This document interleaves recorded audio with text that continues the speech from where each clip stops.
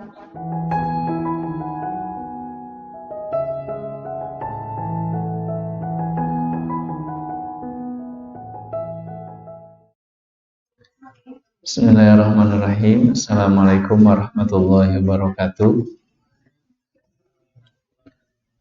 Alhamdulillah wassalatu wassalamu ala Rasulillah. Asyhadu an la ilaha illallah wa asyhadu anna Muhammadan abduhu wa rasuluh. Allahumma shalli ala Muhammad wa ala ali Muhammad kama shallaita ala Ibrahim wa ala ali Ibrahim wa barik ala Muhammad wa ala ali Muhammad kama barakta ala Ibrahim wa ala ali Ibrahim fil alamin innaka Hamidum Majid. Amma ba'du. Alhamdulillah, kita bersyukur kepada Allah Subhanahu wa taala hadir lagi dalam kajian Sirah Nabawiyah menjelang iftar jama'i. Sekali lagi, serial yang sedang kita bahas adalah terkait dengan 10 orang sahabat yang dijamin masuk surga. Al-Ashrah al-Mubasysyaruna bil Jannah. Ya, tujuannya apa? Satu, kita ingin mengenal para sahabat, dan yang kedua, kita berniat untuk meneladani sifat-sifat ataupun akhlak para sahabat yang sangat patut kita teladani. Sore ini kajian kita akan mengkaji sahabat yang ketiga, yaitu sahabat Utsman bin Affan radhiyallahu anhu. Sebelumnya kita sudah selesai dari sahabat Abu Bakar dan Umar. Utsman bin Affan radhiyallahu anhu namanya ya sesuai dengan yang kita panggil, yaitu Utsman bin Affan. Kalau sebelumnya Abu Bakar siapa namanya? Abdullah bin Quhafah, ya, Abdullah bin Quhafah. Kemudian Umar Abu Hafsin. Utsman bin Affan ini nama lengkapnya Utsman bin Affan bin Abil As bin Umayyah bin Abdus Syams bin Abdi Manaf. Jadi tersambung dengan Rasulullah di Abdu Manaf, ya, Abdi Manaf. Artinya kekerabatan ya di antara para sahabat dengan Rasulullah itu enggak jauh. Kemudian Utsman bin Affan ini kapan lahir? Utsman bin Affan ini lahir 6 tahun setelah tahun gajah. Artinya berbeda dengan Nabi SAW berapa tahun? 6 tahun, ya. Jadi Nabi lahir tahun gajah, kemudian 6 tahun kemudian Utsman lahir. Kalau Abu Bakar beda 2 tahun ya dengan Nabi SAW. Kemudian Umar bin Khattab berapa kemarin? Ya, 13 tahun. Umar bin Khattab lahir 13 tahun setelah tahun gajah. Nah, Utsman bin Affan lahir 6 tahun setelah tahun gajah. Kemudian Utsman bin Affan ini termasuk orang yang pertama kali masuk Islam. Dan Islamnya Utsman bin Affan ini adalah buah dari dakwahnya Abu Bakar. Jadi Abu Bakar radhiyallahu anhu ketika masuk Islam, maka Abu Bakar itu mengajak saudara-saudaranya, teman-temannya yang sangat dekat, ya, mengajak, merekrutlah istilahnya teman-temannya yang sangat dekat, di antaranya Utsman, Zubair bin Awam, Tolhah, ya, Tolhah, banyak ya sahabat-sahabat besar yang masuk Islam dengan sebab dakwahnya Abu Bakar radhiyallahu anhu. Kemudian Utsman bin Affan ini termasuk sahabat yang punya keistimewaan karena Utsman ini hijrah 2 kali. Hijrah 2 kali. Hijrah dalam Islam berapa kali? Ya, hijrah dalam Islam itu 2 kali. Ya, hijrah yang pertama kemana? Hijrah yang pertama sebelum ke Madinah kemana? Ke Habasyah. Ya, Habasyah itu mana sekarang? Ethiopia, ya, daerah Afrika, Ethiopia. Itu hijrah pertama kali dalam Islam, yaitu sahabat-sahabat berhijrah ke Habasyah. Yang di Habasyah itu ada raja siapa? Ada Raja Najasyi, ya, Raja Najasyi, ya, seorang penganut Nasrani yang taat. Dan Raja Najasyi ini setelah datang para sahabat ke sana, dia beriman kepada Nabi SAW. Makanya Raja Najasyi ini ketika wafat, Nabi SAW menyolatkan secara gaib, ya, secara gaib. Di Raja Najasyi itu masuk Islam. Jadi sekali lagi hijrah yang pertama ke Habasyah, di antaranya Utsman bin Affan dan istrinya. Istrinya yang pertama dari Utsman bin Affan itu siapa? Ruqayyah, ya, putri Rasulullah SAW. Kemudian Utsman juga hijrah ke Madinah. Jadi hijrah ke Habasyah, kemudian hijrah ke Madinah. Kemudian keistimewaan Utsman bin Affan ini, Utsman bin Affan ini menikahi 2 putri Rasulullah SAW. Ya, Rasulullah itu punya, kan putra Rasulullah berapa? Putrinya Zainab, kemudian Ruqayyah, Ummu Kulthum dan Fatimah. Ya, Fatimah. Nah, 2 putri Rasulullah ini dinikahi oleh Utsman bin Affan, tapi bukan sekaligus, tidak, ya. Jadi yang pertama, Utsman bin Affan itu dinikahkan oleh Rasulullah pada masa jahiliyah, ya, sebelum Muhammad menjadi nabi, dinikahkan dengan putrinya Ruqayyah, ya, Ruqayyah bintu Rasulullah SAW. Cuma Ruqayyah ini wafat, meninggal ketika terjadi perang Badar. Perang Badar tahun keberapa Hijriah? Tahun kedua, ya, tahun kedua Hijriah. Jadi Ruqayyah yang merupakan istri Utsman bin Affan meninggal. Sehingga Utsman sendiri ketika perang Badar itu tidak bisa ikut, ya, karena begitu terjadi perang Badar, Ruqayyah sedang sakit, jadi Utsman mengurus istrinya. Meskipun demikian, Utsman ini mendapatkan ghanimah, bagian dari perang Badar. Ya, karena Utsman sudah berniat untuk perang, ya, untuk ikut berperang, cuma terhalang oleh istrinya yang sedang sakit. Dan ketika kaum muslimin mendapatkan kemenangan dalam perang Badar, itu Utsman sedang menguburkan istrinya Ruqayyah. Kemudian sepeninggal Ruqayyah, ya, Nabi SAW menikahkan lagi Utsman bin Affan dengan putri Nabi yang lain, yaitu Ummu Kulthum, ya, Ummu Kulthum. Dan Ummu Kulthum juga akhirnya wafat pada tahun ke-9 Hijriah. Ya, Ummu Kulthum wafat juga. Artinya ketika Utsman bin Affan jadi khalifah, ya, 2 istri pertamanya sudah tidak ada, tapi tidak disebutkan siapa istri berikutnya. Nah, karena Utsman bin Affan ini menikahi 2 putri Rasulullah, maka Utsman bin Affan ini diberi gelar apa? Ya, 2 pemilik cahaya. Pemilik 2 cahaya.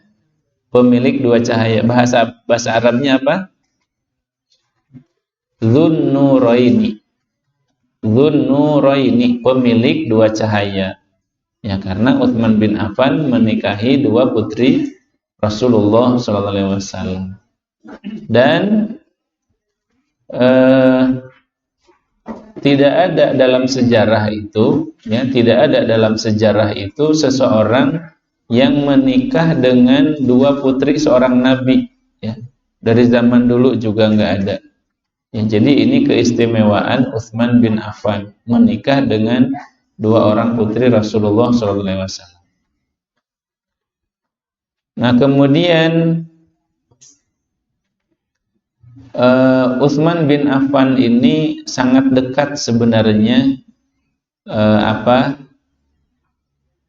dengan Rasulullah SAW. Ya, sangat dekat dengan Rasulullah SAW karena apa? Ibunya Utsman bin Affan, ya, ibunya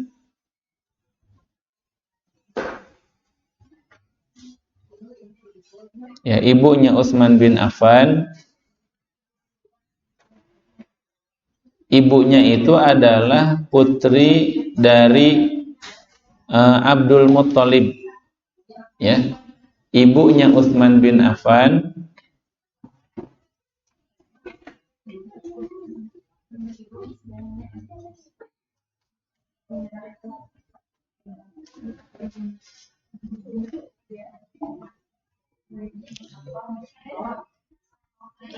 jadi Nabi SAW dengan Utsman bin Affan ini sepupuan, ya, sepupuan.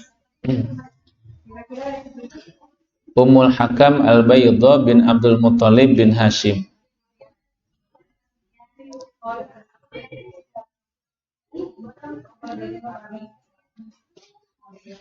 Iya. Baik, sekarang kita masuk kepada Islamnya, sifat-sifat Utsman, ya, sifat-sifat Utsman. Utsman ini adalah seseorang yang sangat dicintai oleh Quraisy. Ya, Utsman ini seseorang yang sangat dicintai oleh bangsa Quraisy karena kebaikannya, ya, karena kebaikannya. Nanti dalam sejarah Utsman itu kita akan melihat bahwa salah satu sifat yang paling menonjol dalam diri Utsman itu adalah sifat dermawan, ya, sifat dermawan. Utsman ini adalah seorang pengusaha, ya, seorang pebisnis, ya, hartanya melimpah, tapi meskipun demikian Utsman ini seorang yang sangat dermawan. Sehingga di masyarakat Quraisy ini ada satu ungkapan, ya, ada satu ungkapan yang menjadi sebuah perumpamaan, ya. Di masyarakat Quraisy ini ada satu ungkapan yang sudah jadi ungkapan masyarakat umum. Apa ungkapan itu? Ahabbakar rahmanu hubba Quraisyin li Utsman. Jadi kalau misalnya seseorang memuji orang lain, dia mengucapkan ini, ahabbakar rahmanu hubba Quraisyin li Utsman. Semoga Allah mencintaimu sebagaimana orang-orang Quraisy mencintai Utsman bin Affan. Ya, saking Quraisy itu begitu cinta, begitu sayang kepada Utsman, dijadikan sebuah perumpamaan.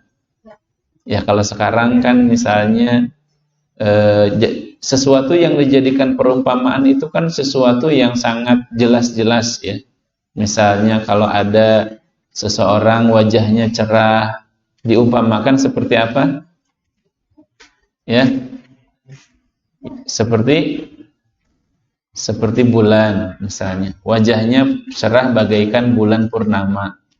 Ya, saking bulan itu apa? Indah, cantik, cerah, gitu kan. Nah, Utsman bin Affan saking dicintainya oleh orang-orang Quraisy dijadikan sebagai perumpamaan, ya, sebuah kasih sayang, kecintaan yang sangat. Ahabbakar rahmanu hubba Quraisyin li Utsman. Semoga Allah mencintaimu sebagaimana cintanya orang-orang Quraisy kepada Utsman. Terkait keislamannya, ya, terkait keislamannya tadi sudah disebutkan bahwa Islamnya Utsman bin Affan itu adalah buah dari dakwahnya siapa? Abu Bakar radhiyallahu anhu. Ya. Dan di awal-awal Islam, ya, di awal-awal Islam Abu Bakar itu dakwahnya itu dakwah fardiyah, ya, dakwah fardiyah, dakwah secara pribadi individu kepada teman-temannya Abu Bakar yang kemungkinan besar akan menerima Islam. Sebab bahaya juga kalau misalnya di awal-awal dakwah Nabi, kemudian sahabat itu menawarkan Islam kepada orang yang misalnya kemungkinan besar menolak. Itu bisa jadi bumerang. Nah, kemudian kita masuk kepada akhlak Utsman bin Affan. Kita masuk kepada akhlak Utsman bin Affan. Selain akhlak dermawan, ya, akhlak al-karam, ya, akhlak banyak memberi, banyak bersedekah, Utsman bin Affan ini memiliki akhlak yang tidak dimiliki sahabat yang lain. Akhlak yang sangat menonjol adalah sifatul haya, ya, sifatnya sebagai orang yang sangat pemalu. Orang yang sangat pemalu. Dikisahkan dalam hadis riwayat Sahih Muslim, ya. Dalam Sahih Muslim disebutkan dari Aisyah radhiyallahu anha. Jadi suatu hari Nabi itu berbaring di rumahnya Aisyah. Ya, suatu hari Nabi berbaring di rumahnya Aisyah. Ya, rumahnya rumah Nabi, kan. Aisyah kan istri Nabi. Ya, namanya di rumah kan orang nggak kayak di kantor, ya nggak kayak di masjid, mau rebahan, mau berbaring juga silahkan. Jadi suatu hari Nabi di rumahnya, di rumah Aisyah. Nabi berbaring. Kemudian bagian paha Nabi itu tersingkap, terbuka, ya, terbuka. Sebagian lagi mengatakan bukan pahanya tapi betisnya. Namanya orang berbaring, ya, di kamar misalnya sendiri kan, ya mau terbuka juga namanya di rumah. Kemudian Abu Bakar radhiyallahu anhu minta izin untuk masuk, minta izin, dipersilahkan masuk. Kemudian Nabi enggak mengubah posisinya gitu aja. Nabi berbaring, pahanya atau betisnya tersingkap, terbuka, ngobrol. Nabi enggak merubah posisinya. Kemudian tiba-tiba lagi Umar bin Khattab minta izin untuk masuk. Ya. Nabi biasa aja, ya. Nabi biasa aja, enggak mengubah posisinya. Ya, posisi berbaringnya, bajunya. Jadi Abu Bakar, Umar masuk, Nabi biasa aja. Tapi begitu Utsman masuk, ya, maka Utsman minta izin masuk, maka Nabi apa? Nabi tadinya berbaring, Nabi duduk, ya. Nabi duduk, kemudian Nabi membetulkan pakaiannya. Yang tadinya pahanya terbuka, kelihatan, Nabi tutup. Karena Utsman mau masuk. Nah, ini membuat Aisyah radhiyallahu anha heran. Mungkin setelah ngobrol-ngobrol gitu, ya. Aisyah itu nanya, "Ya Rasulullah, kenapa tadi waktu Abu Bakar dan Umar masuk, engkau itu santai aja, biasa aja, enggak mengubah posisi duduk, enggak mengubah pakaiannya. Tapi begitu Utsman masuk, kenapa engkau duduk dan engkau merapihkan pakaian?" Apa jawab Nabi SAW? "Ala astahyi min rajulin tastahyi minhul malaikah." Tidakkah aku ini malu kepada seseorang yang malaikat saja malu kepada orang itu, ya. Jadi kata Nabi menjawab pertanyaan Aisyah, tidakkah aku itu malu kepada seseorang yang malaikat saja malu kepada orang itu. Jadi malaikat saja malu kepada Utsman bin Affan, ya, maka Nabi lebih pantas untuk malu. Ini tentang cerita Utsman bin Affan, seseorang yang malaikat saja malu ya kepada Utsman bin Affan. Kalau kemarin Umar apa? Ya, kalau kemarin Umar apa? Kehebatan Umar itu? Ah, iya. Gimana setan? Ya, kemarin apa? Kalau Umar bin Khattab, apabila Umar lewat satu jalan, maka setan akan lewat jalan yang lain. Saking takutnya setan kepada Umar. Kalau kita gimana?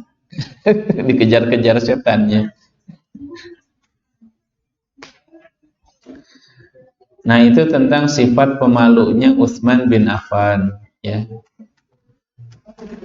Sifat pemalu ini sifat malu ini sifat yang terpuji, tapi jangan disalahartikan, ya. Disuruh jadi imam, malu. Disuruh khutbah, malu. Disuruh jadi MC, malu. Bener nggak tuh? Itu dalam bahasa Arab namanya bukan, kalau sifat malu dalam bahasa Arab apa arti? Apa? Al-haya'u, ya, al-haya, sifat malu. Sementara kalau orang tadi disuruh kultum nggak mau, disuruh MC nggak mau, disuruh menyambut tamu malu, ya itu bukan malu dalam bahasa Arab, namanya al-khajal. Al-khajal itu apa? Al-khajal itu artinya tidak pede, tidak percaya diri. Ya, jadi bedakan antara malu dengan tidak percaya diri, ya, tidak percaya diri. Bahasa Arabnya al-khajal. Nah, kemudian berikutnya kita akan membahas dikit lagi ya. Ya, sedapatnya ya, sedikit lagi, 5 menit lagi. Kita bahas tentang kedermawanan Utsman bin Affan dan kemurahan hatinya. Kedermawanan dan kemurahan hati Utsman bin Affan.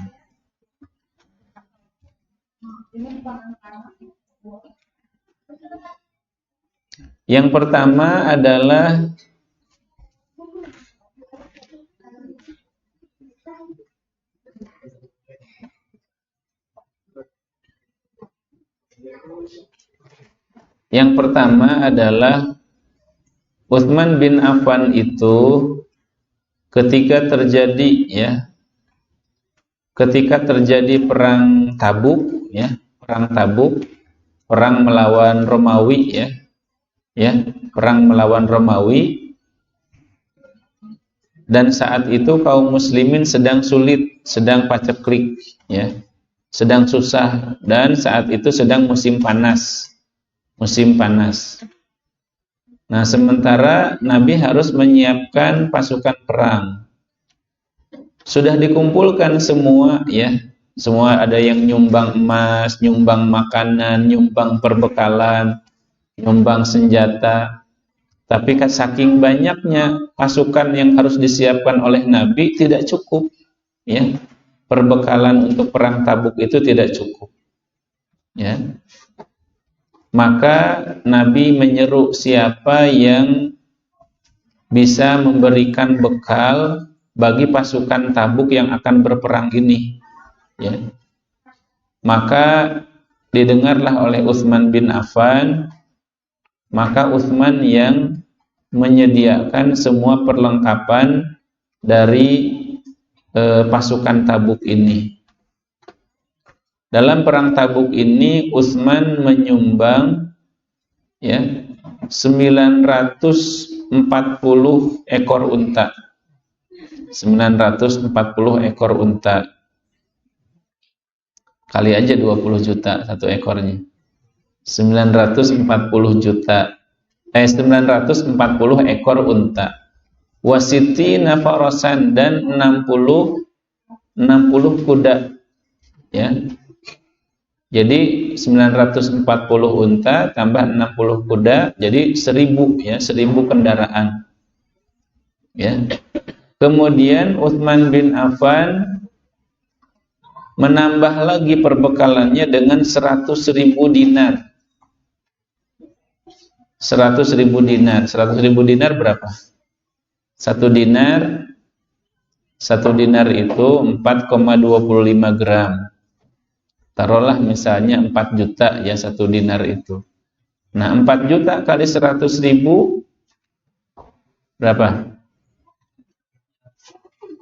100.000 kali 4 juta 400 miliar ya, 400 miliar. Itu yang disumbangkan oleh Utsman bin Affan untuk bekal ataupun perlengkapan perang Tabuk ya. Dan apa yang dikatakan oleh Nabi ketika Utsman memberikan semua hartanya, kata Nabi, jadi Utsman itu memberikan semua hartanya ya. Saat itu Umar menyedekahkan setengah dari hartanya, sepertiga atau setengah kalau nggak salah. Kemudian Utsman yang semua hartanya itu Abu Bakar ya. Abu Bakar radhiyallahu anhu semua hartanya. Nah, Utsman bin Affan sebagai seorang yang kaya raya menyumbangkan tadi 100.000 dinar, sekitar 400 miliar. Kemudian tadi 1.000 kendaraan. Apa yang dikatakan oleh Nabi? Ma darra Utsman ma amila ba'dal yaumi marratain. Ya, sungguh tidak akan membahayakan Utsman ya. Sungguh tidak akan membahayakan Utsman apapun yang dia lakukan setelah ini. Jadi seolah-olah Utsman ini setelah dia menyumbangkan begitu banyak harta, maka dia dijamin masuk surga. Tidak akan berpengaruh apapun yang dia lakukan setelahnya. Banyak ya kisah-kisah kedermawanan Utsman bin Affan. Insyaallah dalam pertemuan berikutnya kita bacakan lagi. Ya, ini sekali lagi untuk memotivasi kita betapa para sahabat itu betul ya sangat mulia karena memang akhlaknya yang sangat agung, keberaniannya, pengorbanannya. Mudah-mudahan ada manfaatnya. Berhubung waktu sudah menjelang maghrib, kita cukupkan. Subhanakallahumma wa bihamdika asyhadu an la ilaha illa anta astaghfiruka wa atubu ilaik. Assalamualaikum warahmatullahi wabarakatuh.